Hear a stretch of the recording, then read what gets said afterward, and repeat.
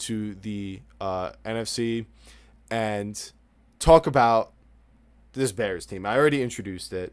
Um, they're in both your top 10, Joey, and Dan, your top 10. Dan has them as high as 5. I have that. I do not have them on my list. Joey has them at 7. And I totally understand the concept of putting them on here. They are first place in a really good division by record. I really like the potential that Caleb Williams has and has even been showing with his ability to avoid sacks. And Ben Johnson's obviously a great coach who's done a good job so far. But for me, at least when it comes to the list, I want to see them play this game against the Eagles before I choose a spot for them, because I do kind of have it in mind that I think they can be on here, but there's nothing I can really gauge it off of, because I think most of the 8 wins that they do have are not really wins that kind of I feel like framed them as a top 10 team. It just kind of framed them as a good team, so kind of in that 15 to 11 range, kind of like Dallas is right now. I feel like they're a very similar team to the Cowboys right now, except the Cowboys have made recent moves that have made them probably even better than the Bears, in my opinion, which is another thing that went into this, because I knew that spot in the NFC was probably going to go to the Cowboys for me, but they're not on the list either. And of those two teams, when you throw in the Ravens, I have the Ravens above those two, so I have the Ravens at 10. So that's kind of like the breakdown of how I view the Bears. I have the Packers and Lions ahead of them. So I guess, Scotty, what is it about the Bears that you feel as if that they're just like they're like you don't see them like right now they're not there yet? Like, why? Because I don't necessarily see the Lions or Packers as collapsing right now. And I think that's what the sort of narrative is surrounding this. And neither team is that far behind this Bears team. And the Packers are half game behind this Bears team. People are acting like the Bears are running away with this. And I get the Packers don't look great over the past couple weeks, but I feel like they're kind of settling in at this point. And with the Lions, I think a lot of people are reacting to the Giants game, where personally, from my perspective, I've been more surprised at, you know what I mean? We went ahead and then they came back and won. I kind of thought if we ever got ahead, that's what they would do. And Gibbs completely took over the game. But at the end of the day, they And should never have gotten ahead. I feel like any no, but other I'm team. saying every team on this top 10 list has been in this position against this Giants team, pretty much. It's not going to be every team, but if I just go down my list, the Chiefs, they played a terrible game versus the Giants and they won. The Eagles lost to the Giants. They have not played the Seahawks. The Broncos were down 19 points in the fourth quarter against the Giants. The Patriots, they play them after this week. The Lions, The it Dallas just Cowboys. happened. The Packers, the Cowboys, I don't have them on here, but it happened to them. The Packers, they were down to this Giants team. To me, I get the Giants I are the think first team eliminated, but it's this is why, is because this is what they do. It's not, to me, that talking, it's not a talk, bad win. They survived. They What was stayed that, in the Joey? same spot for me. Yeah, what's that, Joey? talking about this division. About this division, though, I think it's not like the Bears need both of these teams to collapse. I think it just takes one. And I kind of think the Lions are looking like that team that can collapse. If the Packers were to beat them again this week, and then they have to play Dallas the following week, that's 2 more losses for them. I just feel like they could be falling out of the divisional race for them if those happen.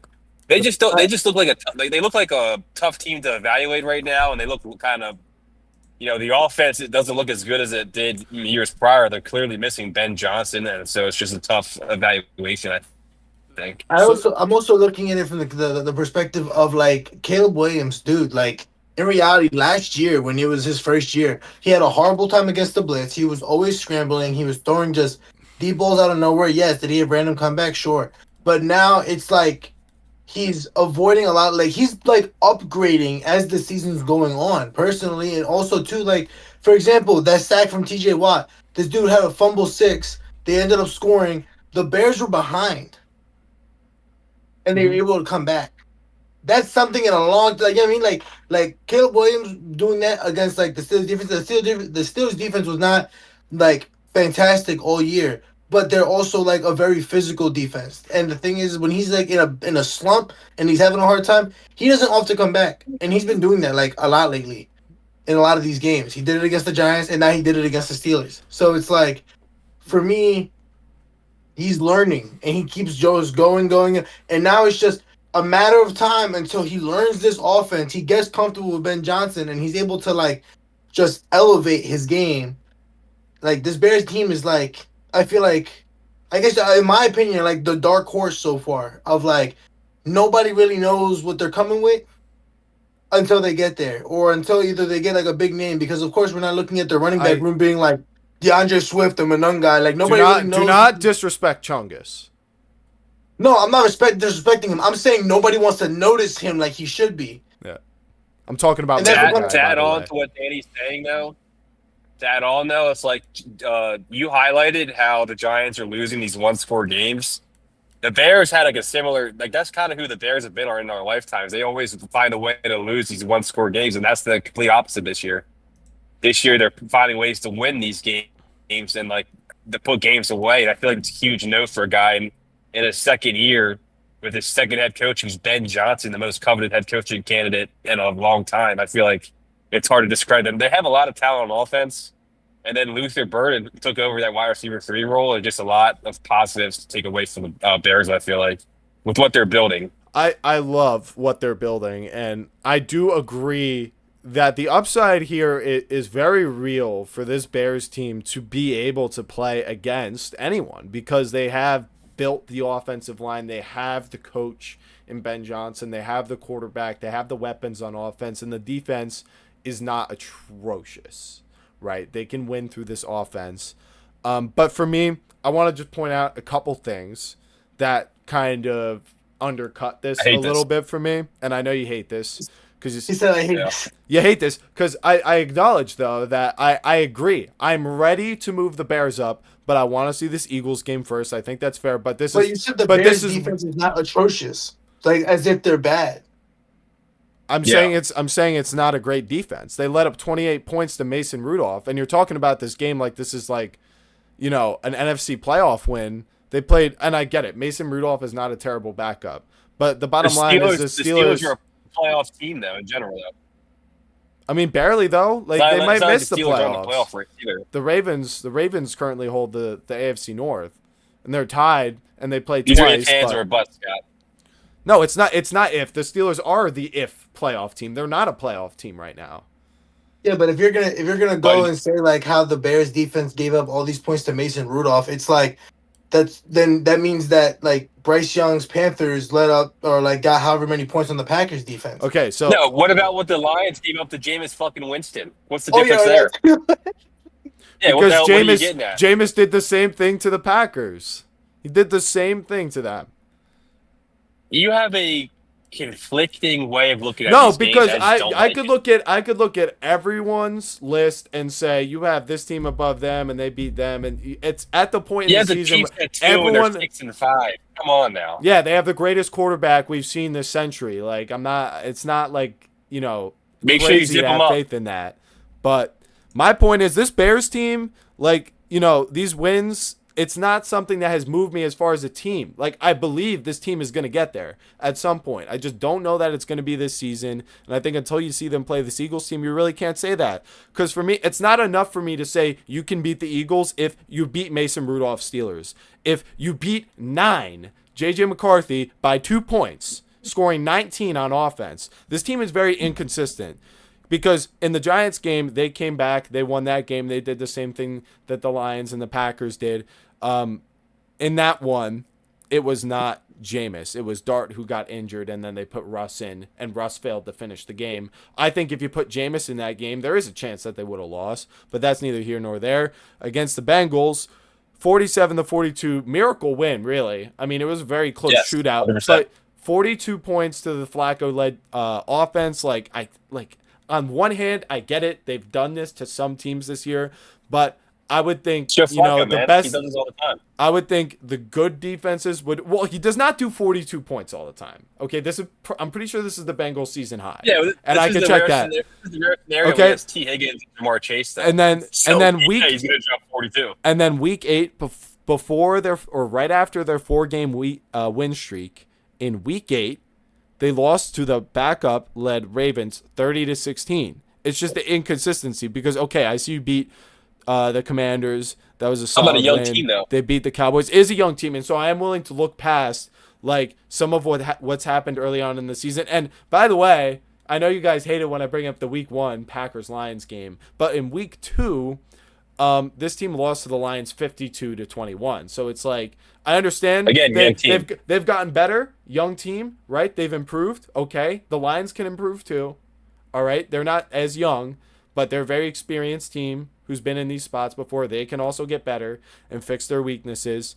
And they had 2 close games against this Vikings team. Like there's only that's the one thing when you have these close wins is it's like you like to see it, but I want to see it against better teams. They have a negative point differential. If they had the hardest strength of schedule and they had a negative point differential, I would be more forgiving. But they have not played the hardest part yet. This is the end of their season.